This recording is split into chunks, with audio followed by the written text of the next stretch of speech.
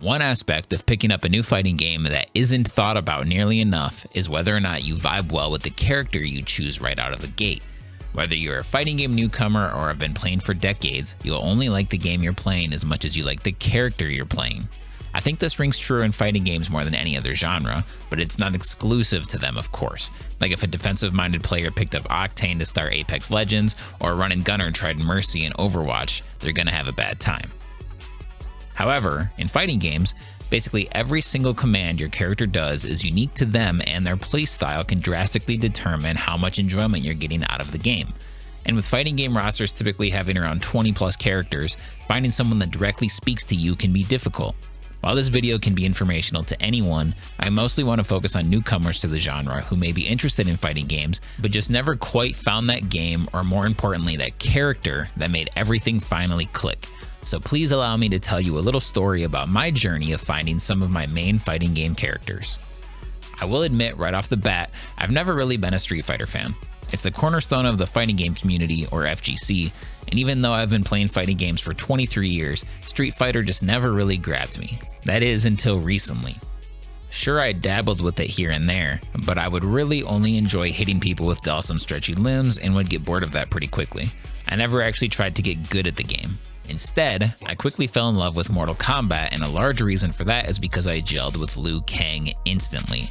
This guy could throw fireballs, fly across the screen and kick you in the face, float through the air and kick you a million times with his bicycle kick, and yell a bunch of funny gibberish while he's doing it. And to top it all off, he can turn into a dragon. 10-year-old Sean was hooked, and I remember thinking about wanting to get home to not only play Mortal Kombat, but play as Liu Kang.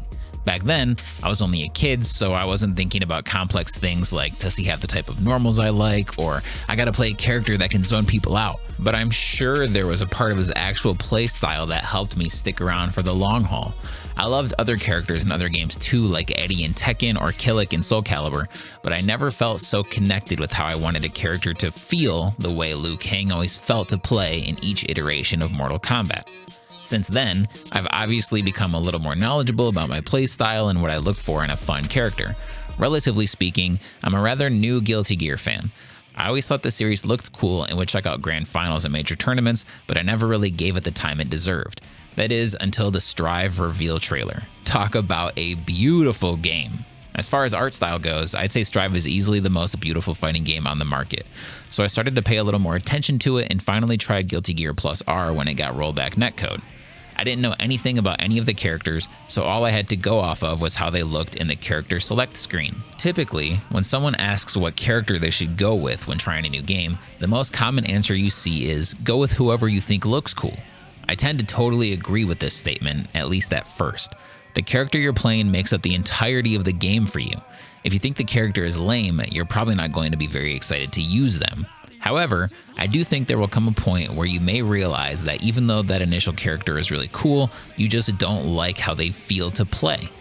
Maybe they rely heavily on projectiles and you just want to rush in people's faces, or maybe you're a huge pro wrestling fan so you picked Zangief, but then come to discover he moves way too slow for you. You might find yourself not enjoying the game at all. This is where some people put the game down and never come back to it, simply thinking that it's just not for them. And that's totally fine. However, if that person just gave it a little more time and the Zangief player picked Ken instead, or the player that hates projectiles picked the Flash instead of Superman, they might have had a completely different experience. So here we are, back to me picking the first character in Guilty Gear. After looking through everyone, I decided to go with Kai Kisuke. In a game full of wild characters ranging from a literal sentient bed to someone who attacks you while playing a game of pool, I went with Mr. Bland, blonde, generic white guy with a sword. I wonder why he spoke to me so much. Anyway, of course, he's more than just some normal dude, but I'm not here to do a whole character breakdown of why Kai is an awesome character. What matters more is that his playstyle instantly clicked with me. He has a strong fireball that he can throw on the ground and in the air, similar to Liu Kang. His sword has long range, which allows me to control the neutral game, and his combos just made sense in my brain. This part I really can't put into words, but I think it might be the most important. All I know is that running up to someone and hitting close slash, then popping them up with an uppercut, jump canceling into a couple more slashes, then ending with a DP just felt right. I don't know. When a character clicks with me right away, a large component is that other attacks make sense with how I think they should work. Maybe you like characters that have DPs that go up and out like Kai and Juri rather than straight up like Ryu or Sol. Maybe you think a character's sweep should be like this instead of like that. Or maybe you'd rather be able to hit punch 10 times a second instead of just once. Do not underestimate how important the character you just selected is within the realm of the entire game. I have tried and then ignored games for years simply because a character never clicked with me. Did I specifically know that was the reason I didn't enjoy those games? Nope. I simply thought, I just don't like BlazBlue or Street Fighter isn't for me. However, one day I was watching Frosty Faustings and one of the commentators said, well, he's a Kai player in Guilty Gear, so naturally he picks Jin in BlazBlue. I had no idea that Jin was the Kai Kisuke of BlazBlue, so I gave him a try and now I love that game and it's a ton of fun. Finally coming back around to Street Fighter, I'm very happy to say that Street Fighter 6 has completely won me over. As I'm writing this, the game has only been out for 1 month and I already have over 100 hours in it. From the initial reveal trailer, I knew that Street Fighter 6 looked like an incredible game. The art style, the vibe, slow motion drive impacts that cause paint to fly all over the screen, and the fact that Capcom can literally do no wrong these days all drew me in like never before. However, I figured that no other Street Fighter had grabbed me before, so I was worried that SF6 would be no different. Determined to be part of such a massive release in the FGC, I started paying more attention to Street Fighter V. So SF5 started off in such a terrible place, but had since come around and had become a game that was looked at pretty positively. After watching some tournaments and checking out the roster, I decided to go with Rashid.